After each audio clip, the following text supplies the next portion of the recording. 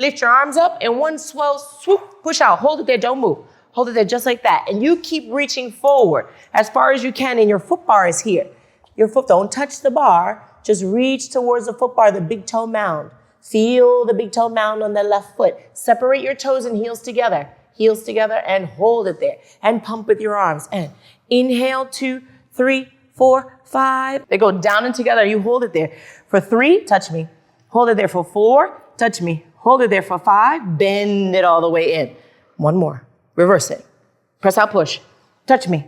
Hold it there, hold it there, hold it there. Open your arms and your legs, lift your arms and your legs, squeeze your arms and your legs, bend your knees. And keep the carrot steady as you press your hips up. Hips up, hips up. Left knee in to put pressure on your right hip. Pressure on your right foot. Arms strong, slide in. Reverse it. Pubic bone goes high. Press out as far as you can now. You can go further. Okay.